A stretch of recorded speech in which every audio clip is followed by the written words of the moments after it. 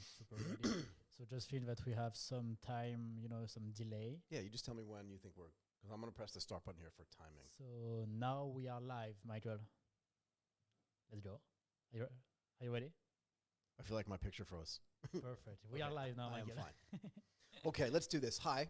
Hello, Michael. This is Michael Waitze, and welcome back to eCommerce Undercover. Just so people know what we're doing here, right? Every week, Martin Ronfort, that's you, and I get together at this kind of amazing True Digital Park. Super amazing, yeah. Right? To just discuss the interesting developments in the e-commerce space, not just locally, not just regionally, but globally. There's a lot going on here. This is not a local show.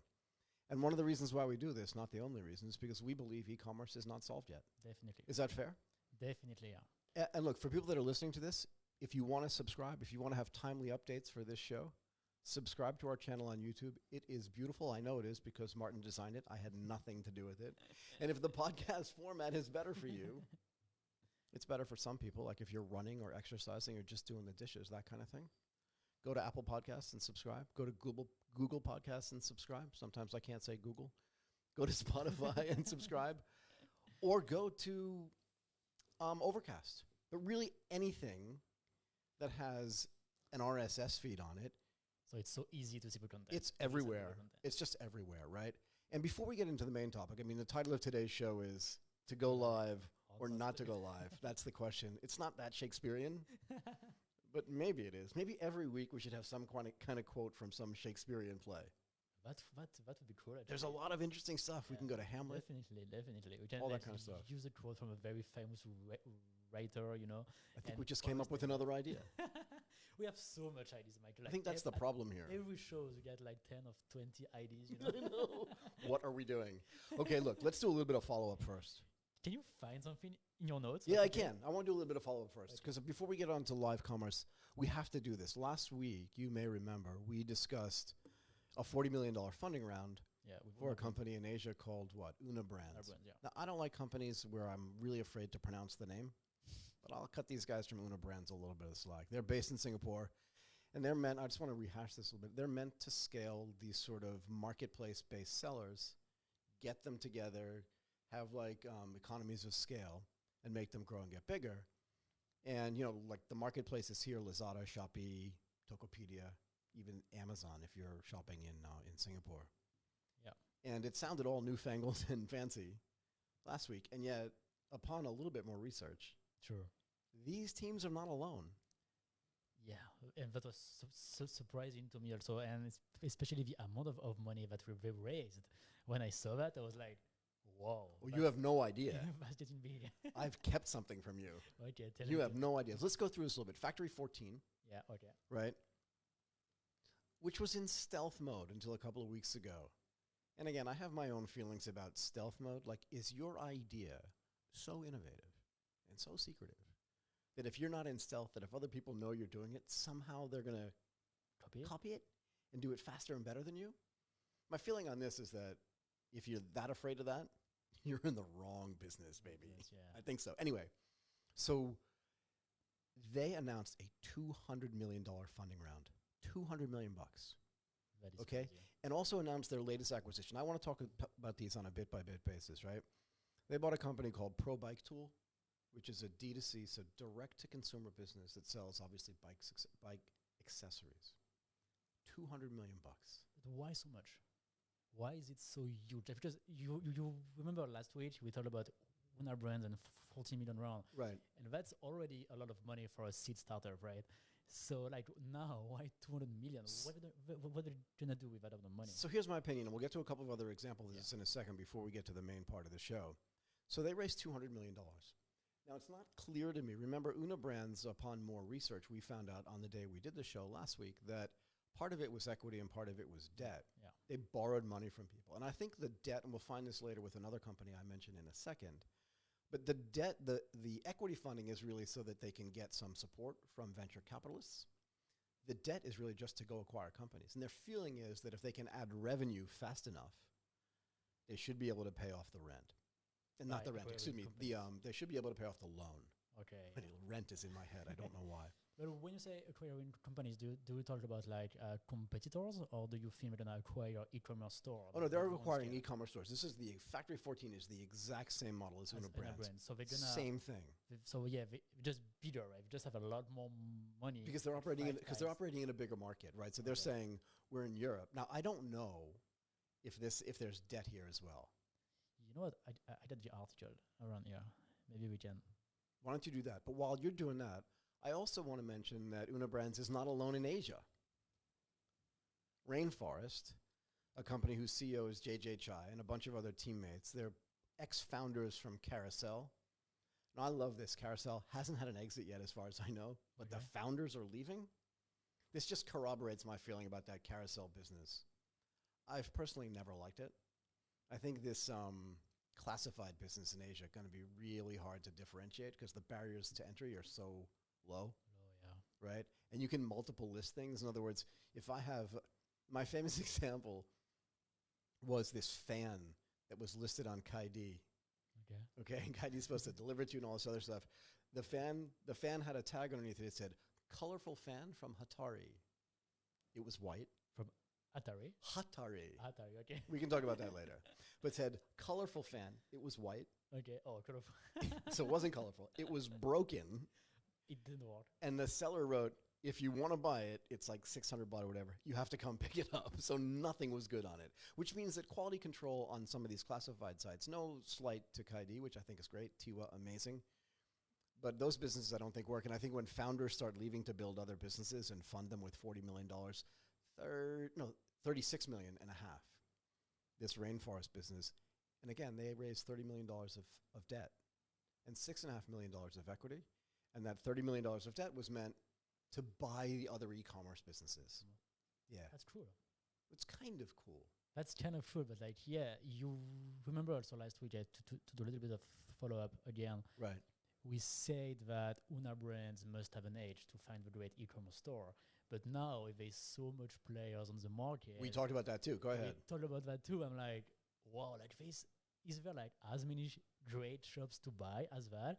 I really feels like my first feeling now is that it's going to be like way too much, and we're going to have a very hard time to find a very great deal, because there's not like a $1,000 a year of very great e-commerce stuff that you can buy. Okay. And if you have 300 million in total with these three companies in total, now we got 300 million in three companies. Right.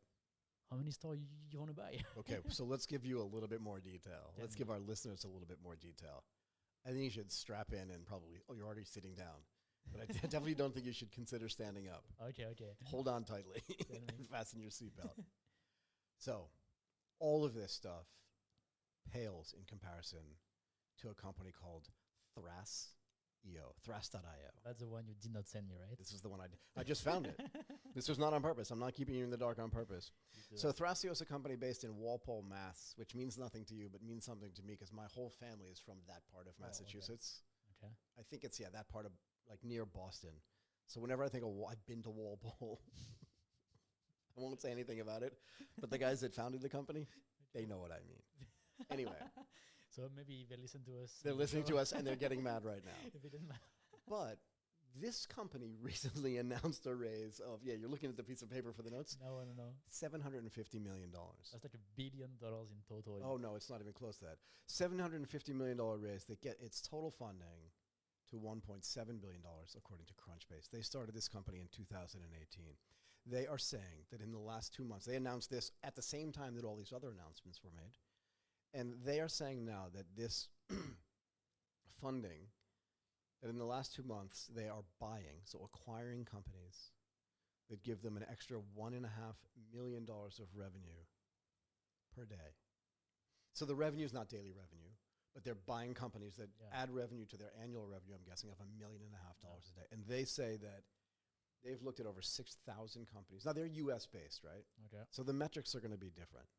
For sure. In other words, Una Brands raised $40 million, which sounded like a lot, but it's not 1.7. This company was founded in 2018.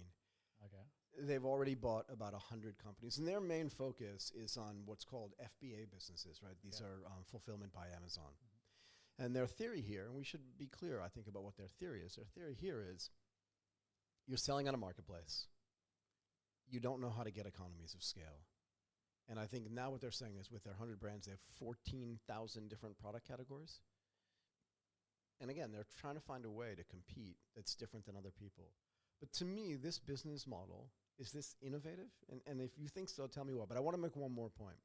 Tell me. I looked up the founder, one of the founders of this company, and this stuff just makes me laugh. Okay. Josh Silberstein. I don't know where he's from. Anyway, it doesn't matter. But he says on his LinkedIn profile that he graduated from the Wharton School of Business at the University of Pennsylvania, and he posted his GPA. Oh, his grade point average. Okay. So what his scores were in school, Okay. which always makes me laugh. Why they do that? So out of 4, he got a 3.93. Very smart. But think about this.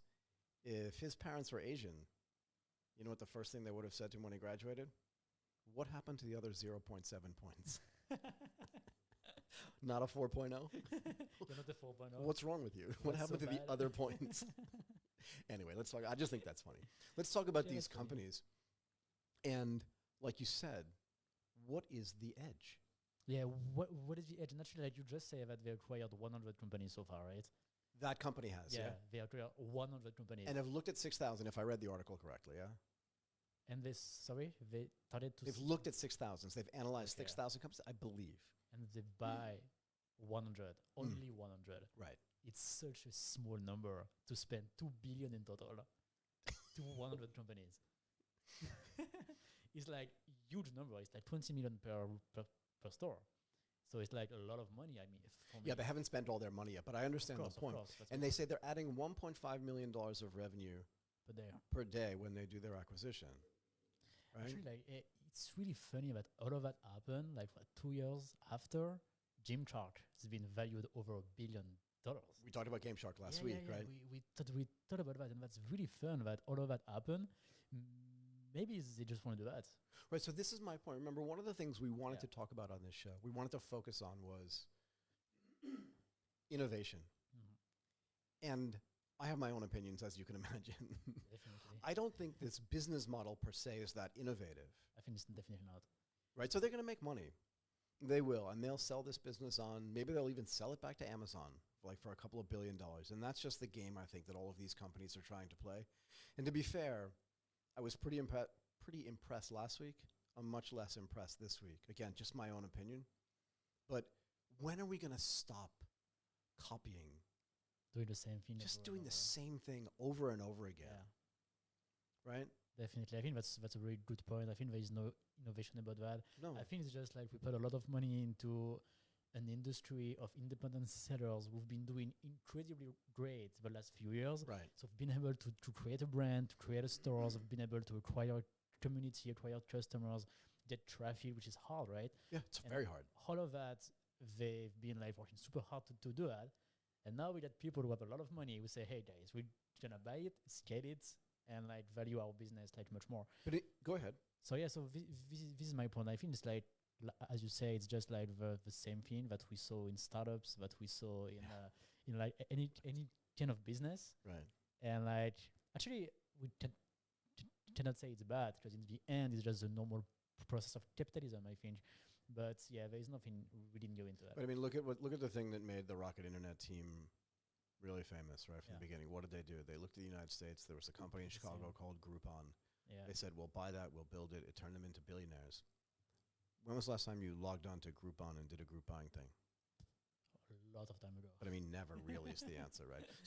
So it's great if your modus operandi is to build something just to sell something to make money. Yeah, I mean, go to Wall Street, be a trader. At least people understand what you're trying to do. I know it really well. And if you just want to be in the money game and move money around, it's just not that innovative to me. And I would say to you, I don't even care if you're innovating on the product side, but innovate on the business model side.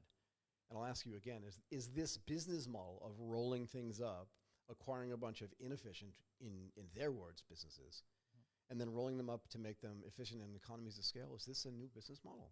No, it's definitely not. It's like, I think I think you're right. There is definitely no innovation into that. We see that again and again and again. I mean, over and over again. But it does make sense. It makes perfect sense to me. This is the thing. Well, they're going to make a ton of money. Yeah, we didn't make a ton. So maybe we should do that. Well, so we'll get to that in a second. But I guess my other question is, remember one of the things we talked about last week was, are there going to be enough companies to buy? Definitely. Like, now I'm scared about that. Now you're kind of feeling no. If I was an investor, I would be like, guys, like if I had to put my own money into that, Right. I am talking with e-commerce people all the day, right? Right. And I can make you a list of people who are very successful in France. Right. I can make you a list right now. Sure. It take me 1 hour or 2 hours. Yeah, we should roll them up and sell them. Why? It's because there's not so much. This is Right, this exactly, is 'cause what I mean. It's not so hard to find the very successful brands because there is not so much. And like in the end, there's a lot of e-commerce store, especially nowadays due to the pandemic. There's much more. Right. But some very successful that you want to put 1 to 20 million on average per store. Right. Well, wait. But also, I think sometimes the online world mimics the offline world as well. So let's look at, because these are essentially FMC brands, right? Fast-moving consumer FMCG brands, right? Fast-moving consumer goods brands, but online. So Zara and these companies go through this massive growth. H&M, they go through massive growth.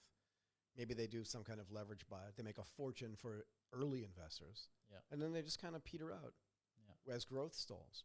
So are you telling me that, and we talked about this a little bit last week, and I'm less convinced today than I was then, that this sort of roll-up department store model is going to be a long-lasting model? Or is it just a short-term, trade? Trade, yeah. And that's what I feel like it is. I want to make another point, too. Tell me. This is exactly what the Rockefellers did in the oil business in the United States. They said, if we own one gas station, we should own 1,000 gas stations. We get the economies of scale. We can buy our input goods cheaper. We can distribute it across the country. And we can then control price. Yeah. The original monopoly. Comes from that.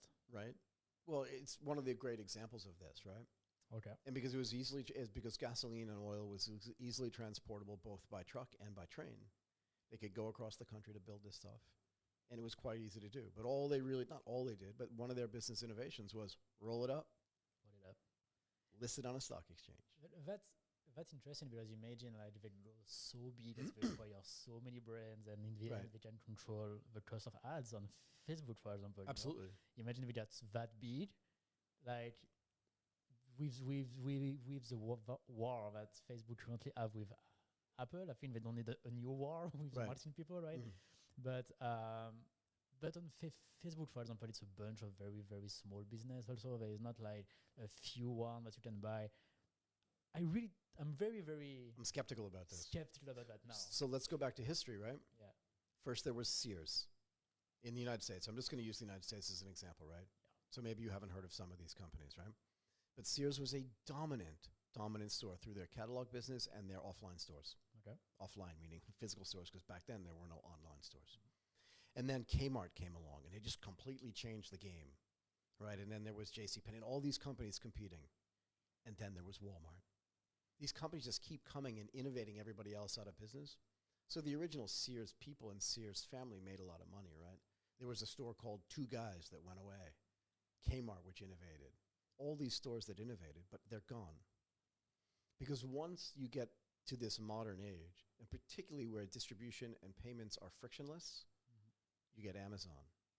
Now, I believe, and I think we talked about this, that that's not the end of the model. But simply taking smaller stores that, we talked about this last week too.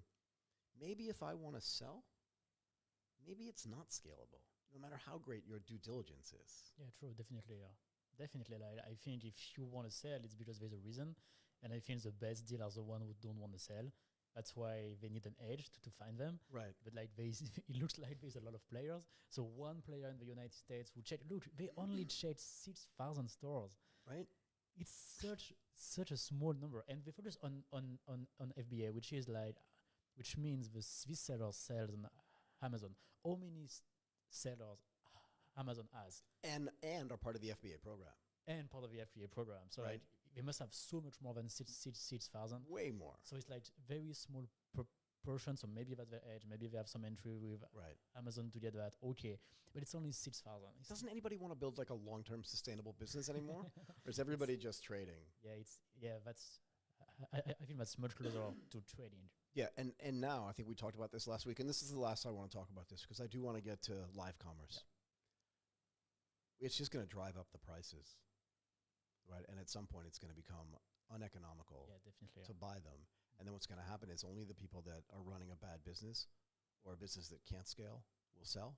Like, do you think the VP in France ever thought about selling their business? As I always tell you, I don't know why French entrepreneurs doesn't sell their company. They just don't. But they don't. They just keep it and they build a huge company. So yeah, we say in France that there is no unicorn. It's just because nobody sold there are plenty above 1 billion euros, right? They all keep it. We have a company worth more than a billion, but they don't sell. Right. They keep it. So I want to take the word. This will not be the last time I will say this, but I want to take the word unicorn out of our lexicon, and I'll tell you why. Unicorns don't exist. Yeah, that's true. It's a fake animal. It's a horse that flies with a horn on the front. Like, this is not real. And it's colored like a rainbow. I don't get it. We do it because some idiot in Silicon Valley said, oh my God, this company is like a unicorn. There were 17 unicorn companies created in Asia, I think in the last 6 months, or I read some statistic, I can't remember. It's huge. So if there are 17 of them, how rare can they be? Yeah. Kind of thing. Anyway, let's talk about live commerce. Yeah. Maybe you want to define what that actually is for me? How would you define this? Live commerce, I would define that. I think I would say that live commerce enables a brand and the customer to connect on a whole new level that was impossible to do before by going live, either through social media or through their website directly. Okay. Which enable the customer to talk directly to the brand and the brand to talk directly to the customer. Yeah, live. But how is this? I want to go a little bit deeper though, right? Because how is this different than something like QVC in the United States or the Home Shopping Network or these shows that used to be on at like midnight? It's like these commercials. I can't remember what they used to call them, right? I think that's kind of the same, but for e-commerce. But what's the difference? Because that was commerce too, and it was kind of electronic because it was on a television set. You could call up and order. So it wasn't like on a keyboard. But what's the difference? I think I have some kind of difference. But what do you think the difference is? I think the main difference for me is that as most of the e-commerce brands acquire the customer and build their brands through social media or at least digital marketing, right? There is a lot of branding involved into that. Like they have to be close to the customer. They are creating community more than just viewers on a TV show, for example. Like when you look at TV, you're not part of a community. You just look at a TV show, right? You don't feel like you're in a group. You don't relate to the brands, like. And for e-commerce, most of the brands would do that. They create that kind of community. This sense of you belong to a group of people who believe the same thing, who want the same thing, and when you give these people the ability to talk directly to their customers, I think that's very, very, very strong to connect both worlds. So this is one of the keys for me. You remember we were looking at your website earlier today. Yeah. And down in the bottom right-hand corner, what do you have? Chatbots. A little chat box. Yeah, because I want to talk to my customer. And there's a picture of you in the chatbot. Yeah, that's me. It's you. So if I go to DrTech and I need some kind of support, you can talk to me directly. I get you. Yeah. And it's not a joke, right? And I'm going to put this on my website as well. But the point is, it's that sort of visceral connection between the people that are actually doing the selling live. And that ability to interact with them, not just through chat. But if you do this the right way, it's almost like we used to have this brand in the United States called Tupperware, right? These little storage things. I think it still runs. And it does, but the way Tupperware sold was not just door to door. They would have what were called Tupperware parties. Yeah. So women, and it was mostly women back then, would set up a party at their house, invite 20 of their friends or friends of their friends into their living room together and do live commerce. Yeah, definitely. Now it didn't. Say it again. In real life. Yeah, in the real world. Not on the internet. Like not on the internet. There was no internet back then. There was barely radio. And we had, like, just to add on Tupperware. Please. We had a company called Wharton. Okay. In Europe. Have you heard about it? I have no idea if they sell in the US or if they sell in What's the product? They sell a product called Thermomix. I don't know how to say which maybe Thermomix. I don't think anybody that's listening has any idea what we're talking about now. But it's basically a robot for cooking. So like you put the ingredient inside, and there is like some software inside that tells you, hey, you have to put like 20 grams of that, 10 grams of that, and so you just put everything in. You press a button, and in the end, you get something great. So like it's a robot for cooking. It's great. Kind of cool. This robot, we sell it like for €1,000, well, Tupperware sells the bots for €20 or like 30 euros, so it's much cheaper than that. Okay. This robot is like €1,000, €1,000, and they sell the same way. And they've been extremely successful over the last 10 years. Right. They grew super fast. People love it. And they do the same kind of little meeting to sell €1,000 robots. Right. But the difference here is that I can have 20 people in my living room, and I can sell them Tupperware. Mm-hmm. I can go door to door and sell vacuum cleaners and encyclopedias. Yeah. But on the internet, I can scale. Yeah. You can scale this model. Yeah. Anywhere where the time zone, right, where people are awake. Mm-hmm. Anywhere you can deliver also. You get to ship after also. Right. So there are I want to talk about what's necessary to do this, right? Because we always want to say, like, first of all, innovation. You have to innovate. Yep. Right? Because I think there's so little innovation in e-commerce today. And the stuff that is being innovated, you can't see on the front end. Plenty of back-end software innovation, but not a lot of front-end experience innovation, right? Excuse me. But I want to talk about the tools in a second, right? Because I think that's one of the ways that it's different from the home shopping network is that you and I could be watching at the same time. Maybe they're selling, knives or something, or shirts or clothes, something that we want to buy, and both of us at the same time just think, yeah, I have to dial that phone, right? So first of all, they can only have so many phone lines. I may have to wait on hold. Music is always terrible. Hold music. The internet scales immediately, right? So you and I can order at the same time. It doesn't matter. Directly, yeah. But more than that, it's social.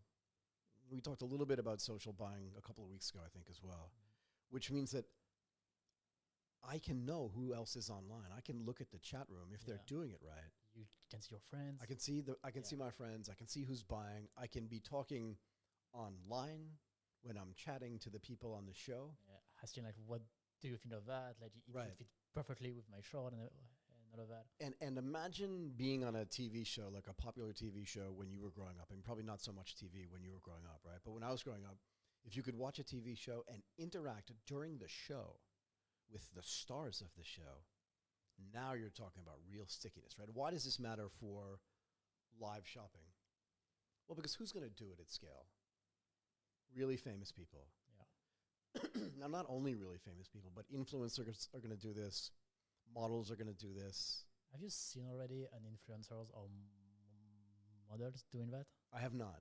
I have not also. Like, in case there is somebody who watches us who saw that, I would be very, very, very, very curious to watch, because for me it definitely made sense. Like, it's such a powerful way for these people to, because like there's a lot of brands who grew in e-commerce thanks to influencer marketing. Sure. Basically, like, they just pay an influencer. They say, hey, can you make a video saying my shirt is so great? Right. You have 100,000 followers on Instagram, then I pay you that amount of money.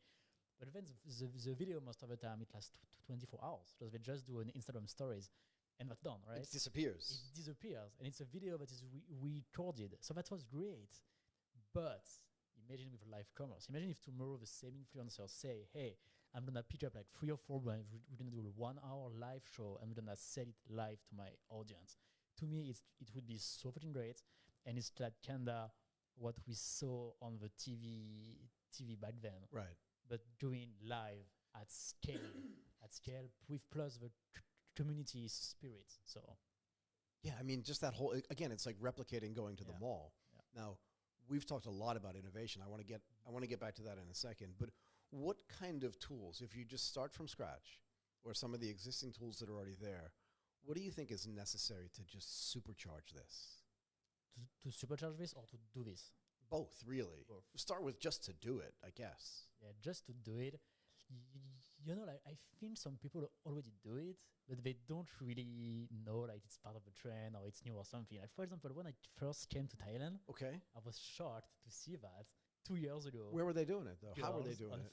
Facebook Live. Facebook Live? They want to sell clothes. They go buy a bunch of clothes in the morning. So they wake up like super early to go like somewhere in Thailand to go buy clothes that you cannot find in Bangkok. Mm-hmm. They come back to Bangkok. They are live 2 p.m.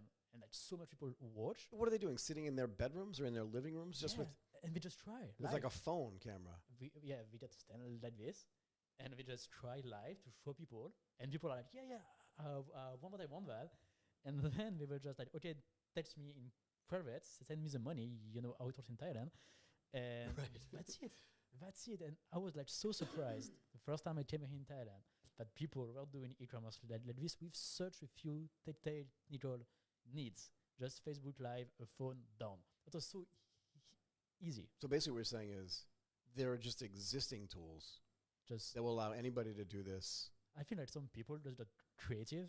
Right. And they were like, we can go live. Let's just do it. Like okay. Facebook and Instagram, for example, allow you to be live. Right. So like even with these people didn't have a website because here in Thailand there's not like much people who would. It's all Facebook commerce, or create a website and accept credit cards and stuff like that. It doesn't really work this way. Mm-hmm. So it's more like Facebook and wire transfer. So we were like, hey, we can be live, so let's just do it. That was it, and I was very, very surprised. That was 2 years ago, and that was not new for them. So I think it's been there for a while. Why do I feel like every time we do this show that in the middle at some point we have some idea where I feel like we should just turn off the recorder, go shopping, go buy some stuff, bring it back to the studio. Definitely. Does anybody want to buy my pen? Kind of thing. It's a great mouse for computer and a great mic. These are good microphones. The microphone are great. So this is the thing though. So when I have talked about tools, right? You and I talk about this offline all the time. I think you can either sell, it's like the difference in a way between selling really great street food, which in Thailand we know is amazing. Definitely. Or walking into a Chanel shop with super amazing service, beautiful men and, male and female sales reps and impeccably designed clothing. And I think what's going to happen here is that one of the differentiating factors is going to be great sound, which I think is really important. Definitely. Just a little bit better production value, so a decent camera, and make sure that the presenter is not just presentable, but that they have knowledge of the products. Definitely. And I think this is like one of the key benefits for me. Like I think I sent you a few weeks ago like the live that a French brand did, like Camailleux for the French listeners of this show. It's a very, very famous brand in France, but it's more like for people like, let's say, 30 plus. So it was super casual. She was just like standing in front of a rack of clothing. Yeah, but this girl, she was the head of style at this brand. So she was the head of designer. Oh my God, so she was I didn't remember that, but she was like the real person who designs the clothes? She was the one who think about the clothes, who think about the brand. She was the one who have a bunch of the designer to work for her to design the clothes. And she was the one introducing the show. I was so amazed by that because normally you never see these people, you never talk to them, and they never have a chance. No, I mean, she definitely wasn't a model, right? She wasn't a model, but she was the one who thinks the brand, right? She has all the value and thought and process. So normally she would explain that to the marketing team, and the marketing team would try to explain that to the people, right? But thanks to live commerce, this lady who thinks the brand, who creates the culture, she can be live and talk directly to the customer. And I think that was super great. And that was like kind of a new thing. That was definitely innovation into commerce in general, I would say. Because you never talk to these people normally. And this lady, she cannot go in every Camailleux stores all around France. That's impossible. Impossible, way right? Too much. Yeah. But thanks to the internet, she can do it. She can just say, hey, everybody, I will be live this time, and everybody can just show up. And she can explain that. And I think this is really new. And this is very, very interesting. Yes, I want to attach this to one of the brands that we've spoken about before, and that is Goyard, the leather maker. It's a Parisian, it's a Parisian leather maker. Okay. Beautiful stuff. And they I think started this where you can actually they have a very sort of traditional design, which is kind of colorful, but then you can put your initials on it in a whole bunch of different colors, styles, and fonts. Okay. Now, people have copied this since then. But like you said, the person who knows this best, maybe it's the ink presser who does it, never gets to talk to clients. Never, ever. But how awesome would it be? And can't travel to all of the Goyard stores everywhere in the world. It's impossible. How awesome it would be to talk to this guy. Oh my God. And understand like why I love it. And what colors match. In other words, right now you're stuck with going into your local store in Ginza and talking to some very knowledgeable lady. Exactly. But it's like being able to talk to the guy that knows Picasso. Yeah.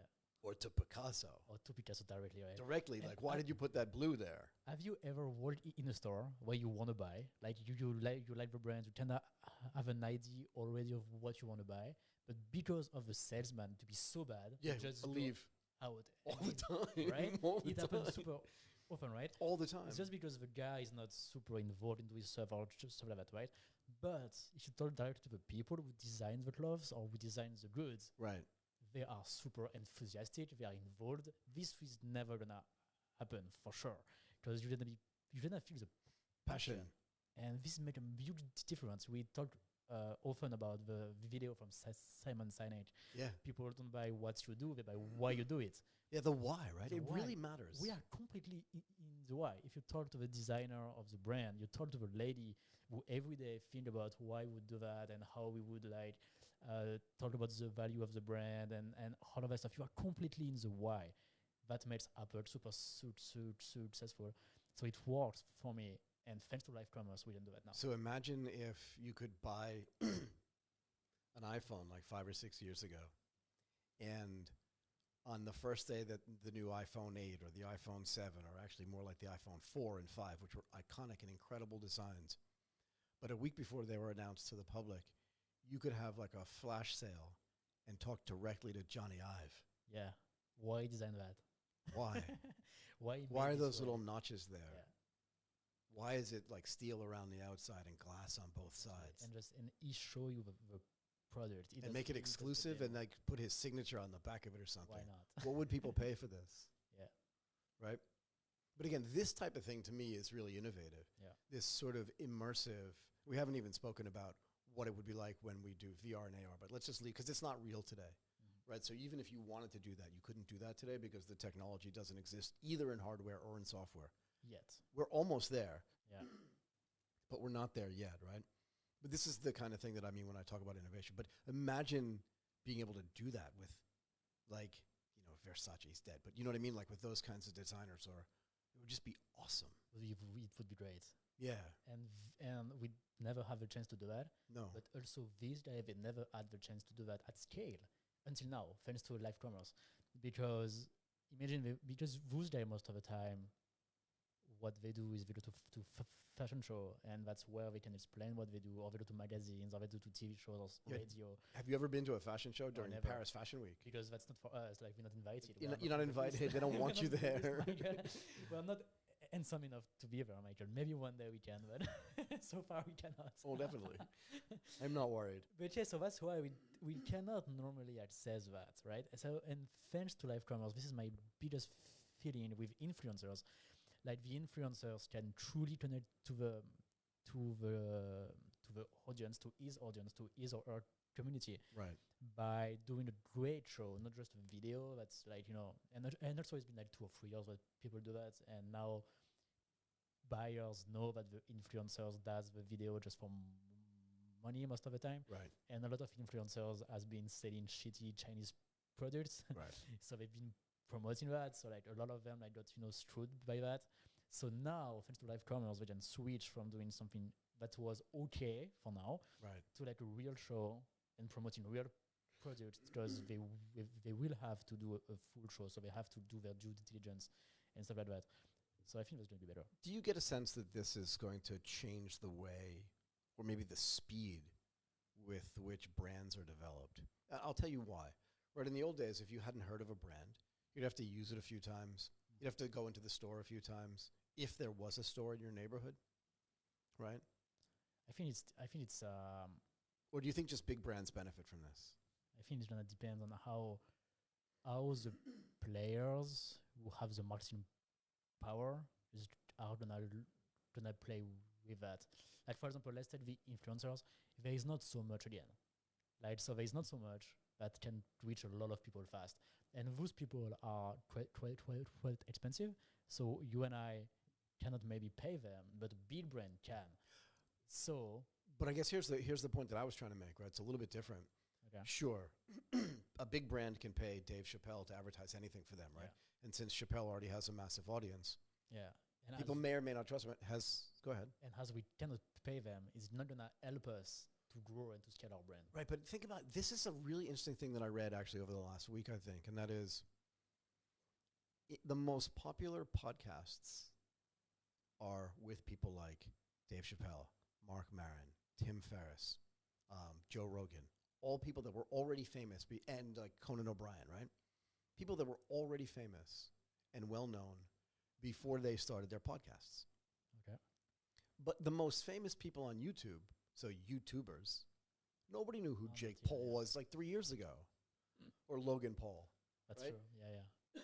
And this is true for the universe of people that are famous on YouTube, is that they weren't famous before. And there so far hasn't been a translation for very famous people to just start a YouTube channel. Now, sure, you have TV shows that cut and paste some of their stuff and put them on YouTube, but they're still not the most popular stuff on YouTube. No, definitely not. It's people that are YouTube native that are doing it. That's why I asked. So my question is, Or from live commerce native. now, live commerce native, You start with that. Directly. start a brand directly. So I'm not Live. competing with Chanel or with Coach or with Louis Vuitton or even with Goyard. You do it natively.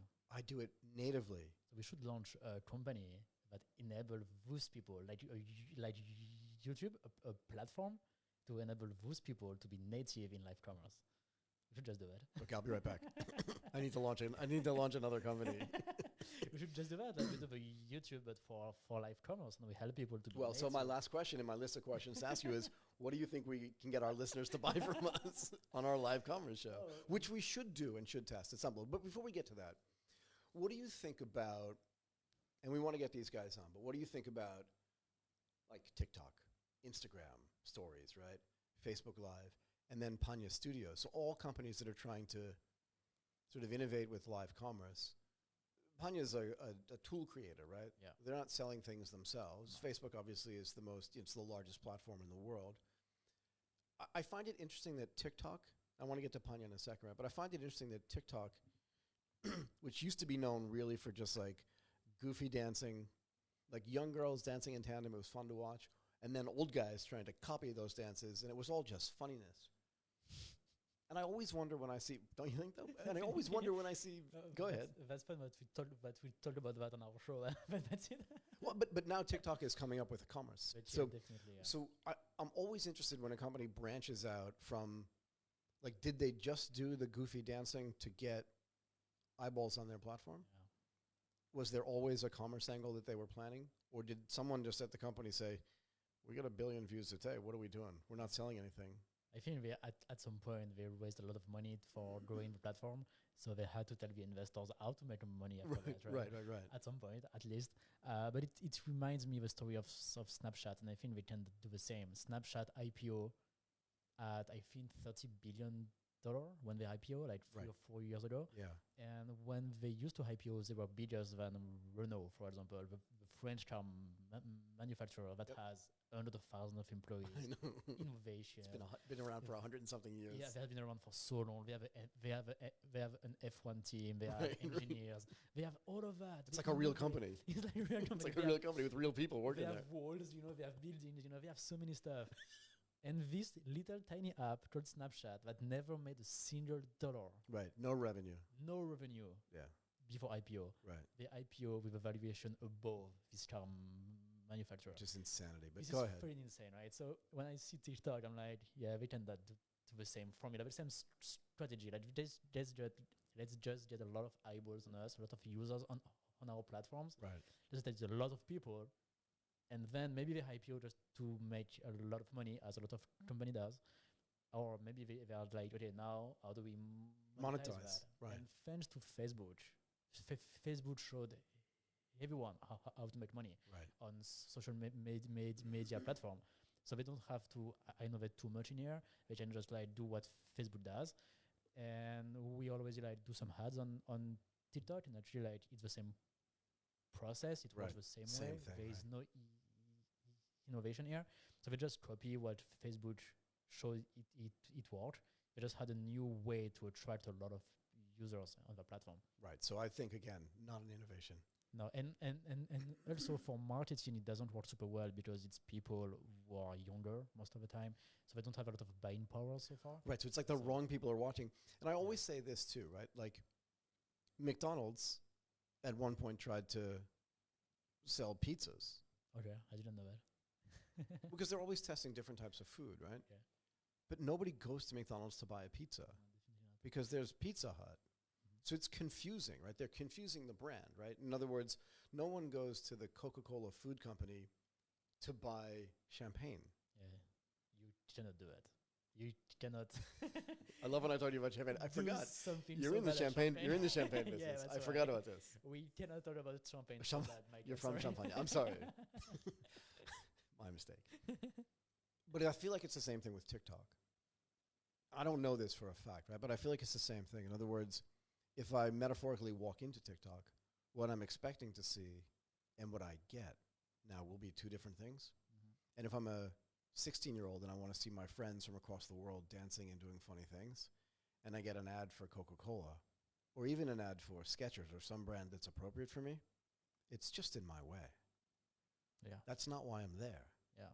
And I think the trends is more going towards less ads than more ads. I think so.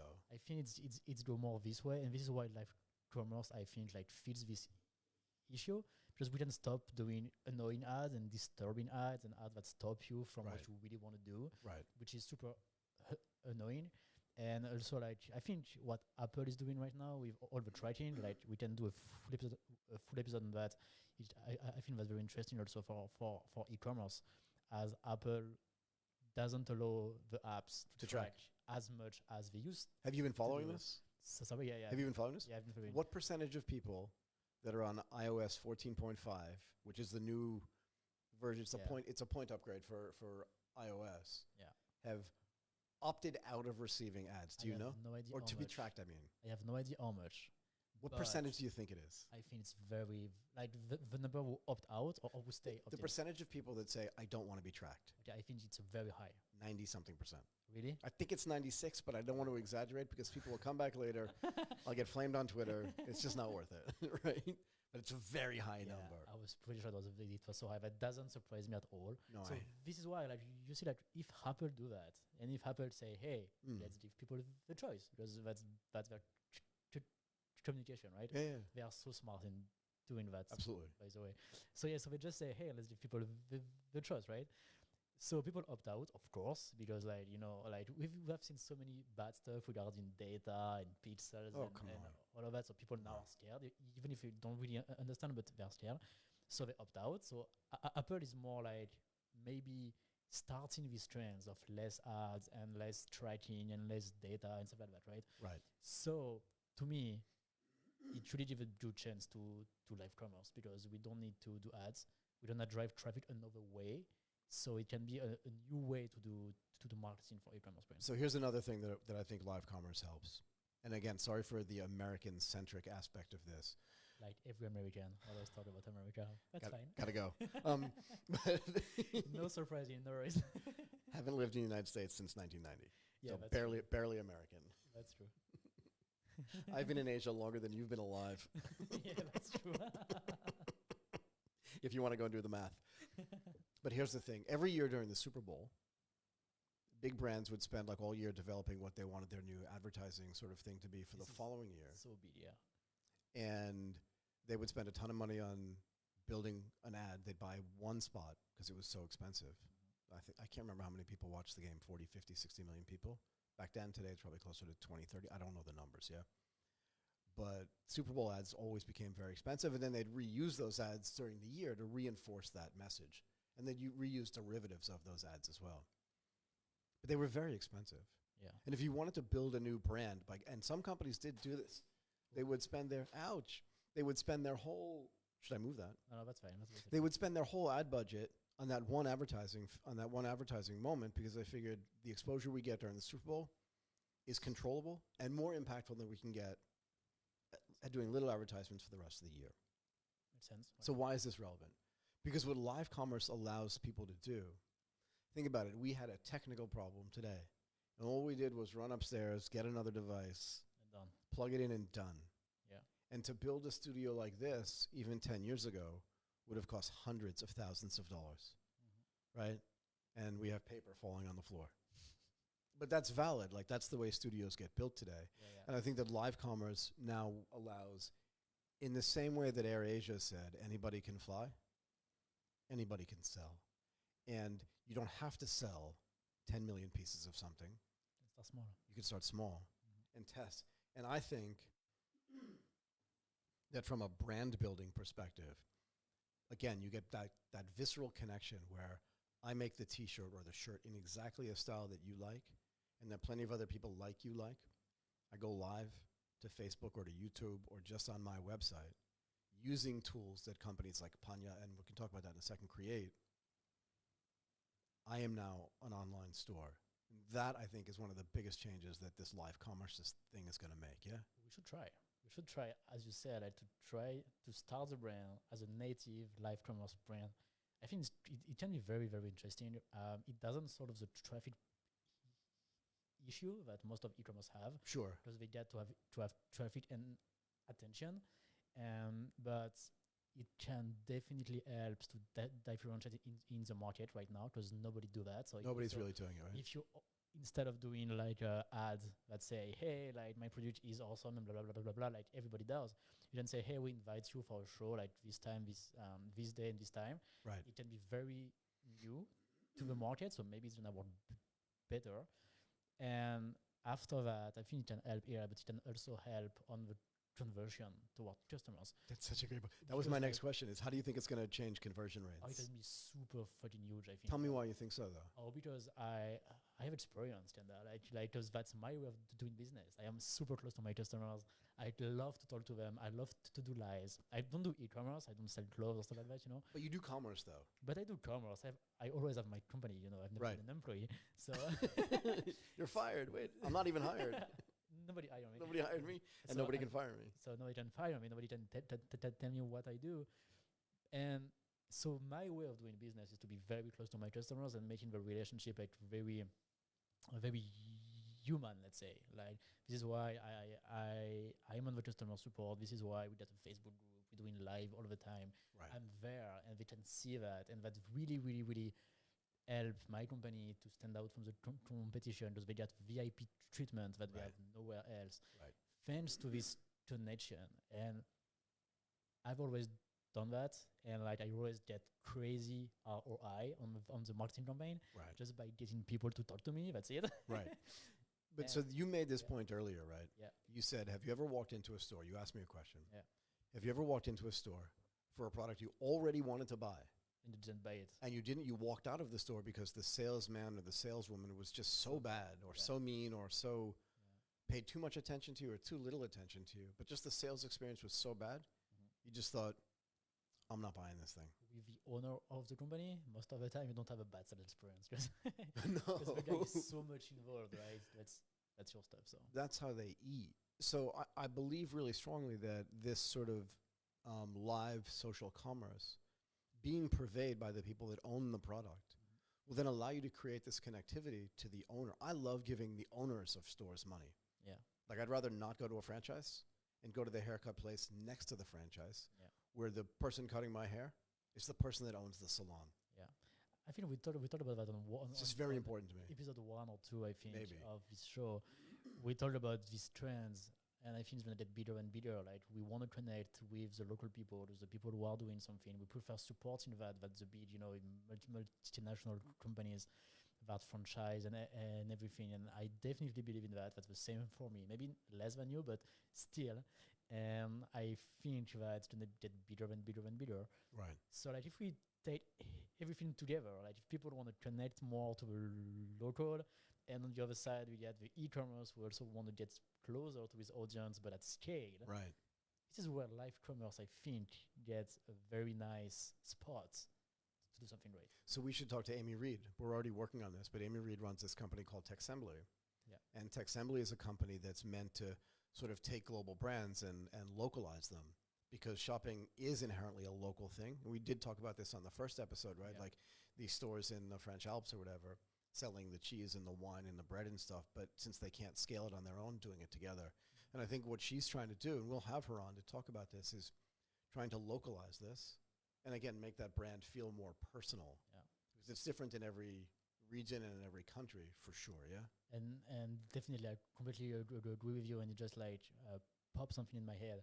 Like it's gonna definitely help for the conversion, like how many people gonna buy your stuff, definitely. But it's gonna also help a lot on the repeated purchases. So retention's going to be So high, right? retention is gonna be Should be much super higher. high. Because like when you connect locally to your little cheese supplier in France, for example, Yeah. you see how it works. You see his cows. You see like the whole little like stuff in the house to make the cheese. There is no way you go back to Carrefour or something. No way. It's There's a guy here. impossible. There's a French guy here who makes bread, Okay. and the bread's fabulous. If you go there one day and you see how it goes, of course you're not buy bread. I can't buy bread from anybody else. It's But also, impossible. every time I see him, even if I'm not hungry, I have to buy You have to something. buy bread, yeah. But his service is amazing. And I've been to, he does pop-up stores places. He's got a fixed store in M. Quartier. And whenever I walk in, he's like, here, this is a new thing that I have. Just take a little piece of this and see if you like it. Which one of these do you like better? And then you I have to buy you something. Have to buy something. But I don't think he's doing it purposely to make me buy something. No, it's just because he loves it. He loves his product. that's This gets general. back to the live Yeah, thing, right? Definitely. But wait a minute. Here there's a problem. Not What's the problem? Everybody is able to do that. It requires some skills. No, let's say, right? Like I don't mean from the buyer. I mean from this guy who love bread and who want to talk to the people. It requires some empathy and some skills. So if I was online sellers, I had an e-commerce store, and Right. actually like if there's some people on the show who are doing e-commerce right now and you want to share your thought about what you think, like would you do live commerce on your store right now? Would you do it? Yes, or no? I would be very, very interested into knowing why, if they would do that or not. But I think one of the main things that would make people not do it Mm. is their shyness or their incapacity to be very interesting, Yeah. to being live and saying their stuff. Right. So I think here there is kind of either not everybody can do it, No. and other people are gonna just give up, or there's a lot of work to be done to allow even the shy people and the people who don't think they're good Right. to be able to do something great. I agree. And look, my perfect example of this is there are two, without saying who they are, but there are two Italian, one of them left. There were two restaurants in Bangkok, more than two, but two specific ones about which I'm thinking that were run by two guys from Italy. And one of them was just insanely great. Okay. It didn't matter. Like, I feel like I got more free stuff there and more better service. And it wasn't just for me. Everybody that walked into this little place felt like it was their living room with some guy serving, with their butler serving. It was so amazing. And that dude would do great with live commerce. I remember sitting in there sometimes. He'd be like, we're just rolling out this new ice cream thing. Taste this. Just a full serving of ice cream. How about this wine? I just got this in from Italy. This is brand new. They just pour a whole bottle of wine. And he'd be like, sure, this is great. And everything was like this. And one day his staff served some bread, which was old. And he walked over and he said, you can't serve this. I'll be right back. And brought like double the portion with some extra stuff associated with it. You couldn't stop going there. It's possible. But there was another place where the guy was, like, the food was insanely great. But the service is bad. But the guy who owned it was just so mean. Just Again, not purposely. yeah. I think he's a really nice guy, but he just didn't know how to do that thing. Yeah. So either you had to learn, or either you had to hire someone also who can do that. Like Right. let's take the example, for example, of Camailleux in France. Right. The girl who is doing that is the head of design. Great, Right. she can do it. And If she cannot, I'm sure we got a bunch of people in the company who can do that, right? Exactly. But what does this mean for our little e-commerce store that are maybe they maybe don't have an employee, maybe they're doing that by themselves, Right. and so like, oh, they can do that. And I think my first like idea would be some of them are gonna say, hey, that's gonna be awesome, let's do it, because they are like this. But most of them not gonna do that because of its shyness. And this is where influencers come in for me. Right. Because this is why influencers, for me, they feed this problem. Because these e-commerce people, what they do is they pay the influencers to do a video to promote their products. Right. So instead of doing that, we can pay the influencers to do the show for us, because we're shy, because we cannot do it. So this is why I like this match between live commerce and influencer, because it can really make sense. Well, it's like a match made in heaven, right? It should just work. It should just work. Yeah, I don't see a reason why we should not try it at first. So are you shy? No, I'm not shy. Am I? You are very shy. I'm super shy, right? Not onshore. you managed to find a way for Don't know how to do that. But that means maybe we should start to test something and start to test selling something, or even bring people on the show to see if we can get them to sell. But that's I think that's enough for today. Again, an amazing conversation, which I feel like could go on forever. Yeah, this one, I'm ready to go now. I feel like we could do more feedback on the first topic, but the second topic I feel like we're definitely going to come back to, because I don't think it's not a fully formed thought yet. Yeah. Right? Definitely. But I think there's a lot of stuff to be tried, and we talked about a lot of ideas today, very interesting. And let's do a little bit of follow-up on this topic, I think. I think so too. I will definitely check with my customers what do we need e-commerce. What do they think about that? Do they want to try? If yes, why? If no, why? Why not? Yeah. And how can we use that to leverage? And I would also try to identify who is using influencers right now to suggest this new way, maybe, and try. And how can we help them do it if they don't want to do it themselves? And definitely, how can we help? As a tech company, I definitely have an idea of how we can help. As a media company, I definitely have an idea. Definitely too. So we have a lot of ideas, Michael, as always. As always. But I'm very, very curious about what e-commerce people think about this topic. We should find out, and then we should give the feedback to our listeners and our viewers, right? Yeah. So that's why let's do a little bit of follow-up on this. Let's do it. After we talk to some e-commerce people. Okay. And make some tests maybe ourselves. Absolutely. Okay. Look, I want to thank you again for doing this. We're going to have some pretty amazing guests coming up. Yeah. So the audience should definitely look forward to that. I want to thank all of the viewers and listeners. If you're listening to this on the podcast side, you can help us by subscribing on our YouTube channel, which looks beautiful because Martin did it. I cannot do this. And if you're more into the podcast, go ahead and subscribe on Spotify, on Apple Podcasts, on Google Podcasts, on Overcast, or anywhere.